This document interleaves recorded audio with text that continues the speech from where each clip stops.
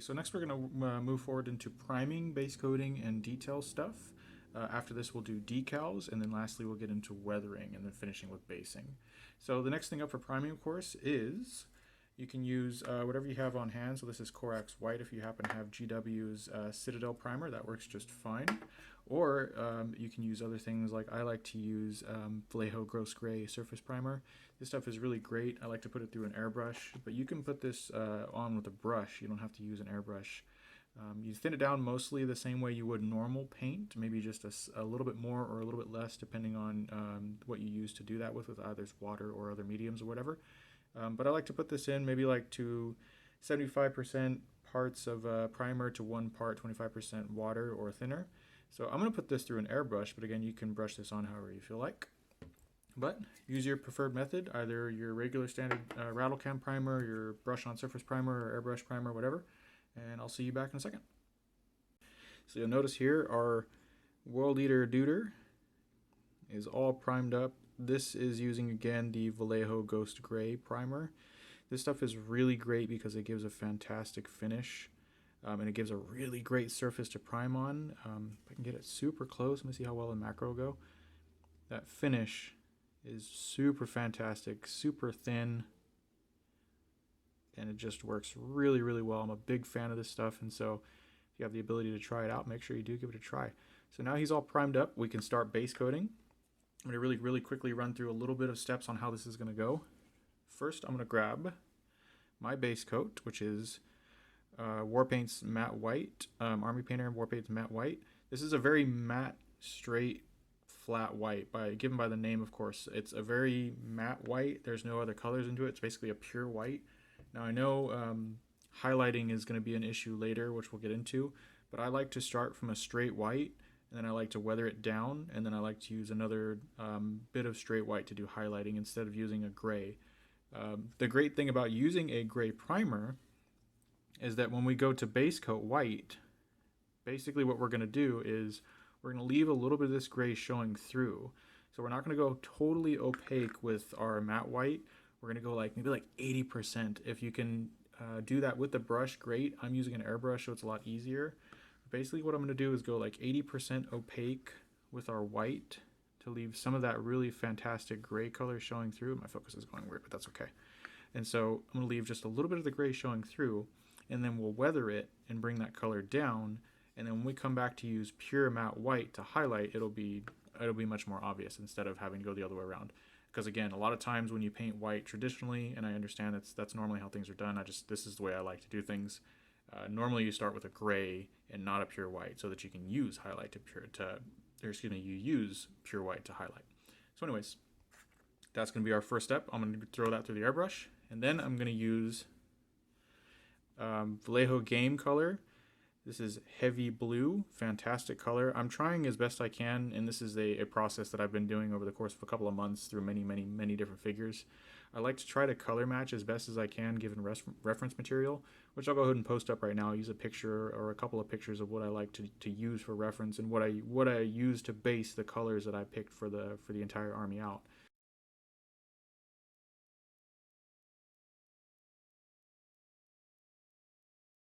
So this is heavy blue from Vallejo Game Color, extra opaque, and that's going to be important later.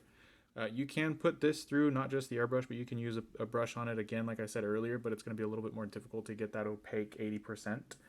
But you can absolutely use a regular brush to do this. I'm just putting it through an airbrush to get that opaqueness that I want, that exact opaqueness, and because it saves a little bit of time, because painting white especially takes a decent amount of time to get right. Next, I'm going to use just a Baden Black, or you can use whatever black you have. This is just straight Citadel base color Baden Black for the joints. And for the most part, World Eaters are really only 3 colors, black, white, and blue. Very little black involved in there anyway. What's really going to come into play is the shading and the weathering. And so basically what I'm going to do is paint the shoulder pad, the backpack blue, maybe one of those knee pads blue, maybe one of these, maybe one or both of these elbow pads blue, just depends. But I'm going to get all those things base coated, and then we'll come back and we'll go to the next step. So thanks a lot for watching. Alrighty guys, so I've just finished the base coating of white, and you can just barely tell my white light combined with the focus of the camera might be really difficult to make out, but you have to take my word for it, bits of gray still in, especially the lower parts of the model, like the lower parts of the legs. Matter of fact, you look at the base, you can still see the black parts of the base and the gray part of the base kind of showing through. And that's very reminiscent of what's going on in the model, but it's very difficult to tell because of the light coming directly from above, which is also white. But just take my word for it. This is not completely pure white. It's got bits of gray still in it, which you want. So like especially in the chest piece and on the leg, if you can make it out.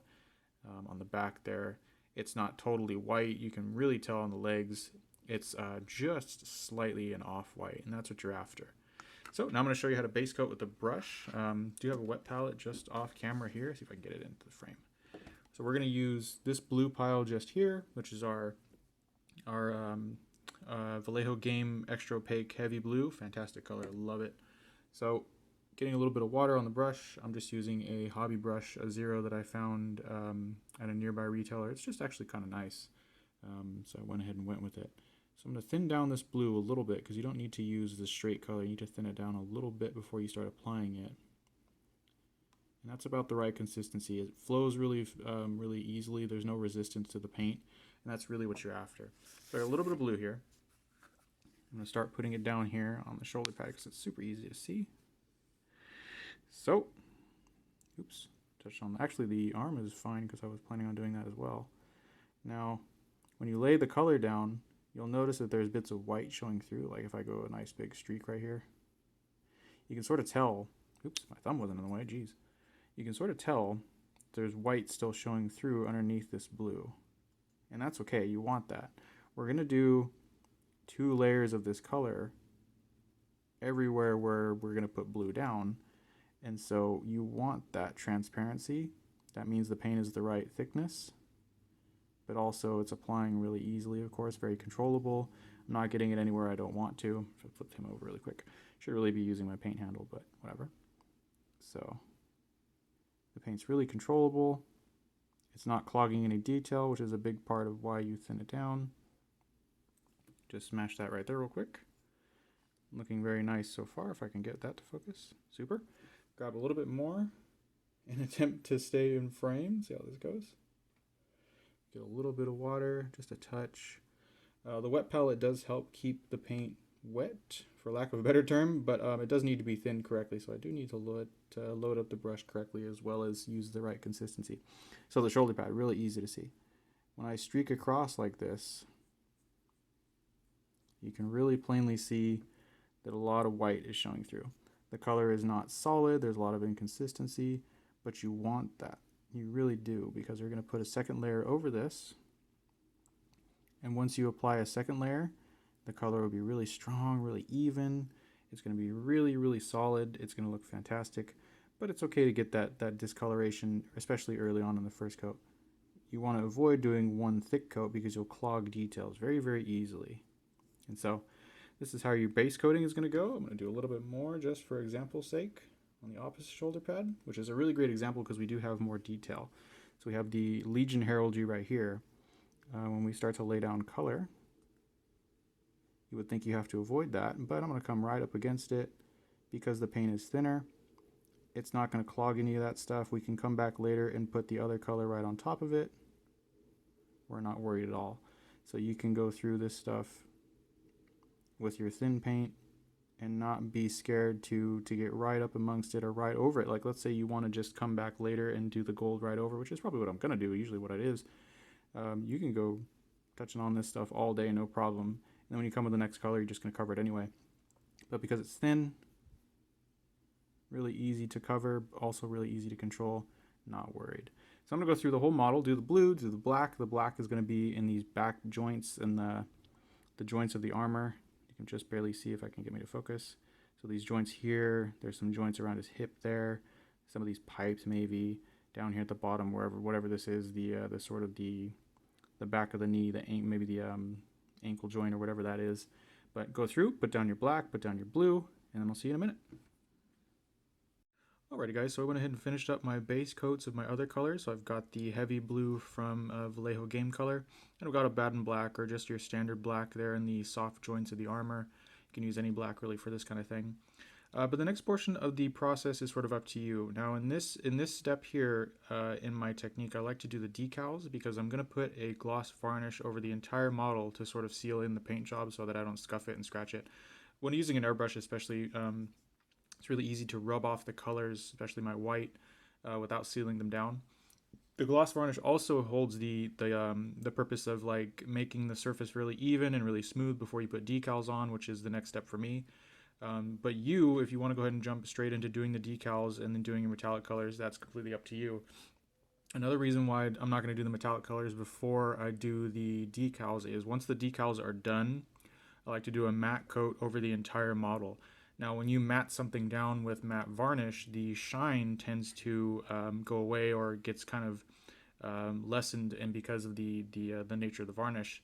I do actually have an example of that here. So basically, these two figures are painted with the same color on the shoulder rims, that sort of gold color. Now here on this left-hand figure, the one with the 12 and the arrows on it, this one here has been matte varnished after putting the gold down. Whereas this one, and again, this is the same color, you can see with the light how much shinier it is. The matte varnish was put on first and then the gold over it. And so you really can see the difference in how much shine and luster you sort of lose by putting the matte varnish on second or afterwards. So we're going to avoid that. In my case, you can do whatever you like, or you can just put another gloss coat over your metallics, which is something I've definitely done in the past. But at this point in the process, what I'm going to do is move on to a gloss varnish over the entire figure. And that's just going to be this stuff here. This is really easy to get a hold of. This is just Pledge Floor Care. This is just a finish for your wooden floor. Super easy to find. You don't need to thin it down or anything like that. You can put it through an airbrush neat, or you can paint it on in a real thin layer. But basically what I'm going to do is put an entire layer over this, wait for it to dry, and then start the process of the decals. So, see you guys in a minute.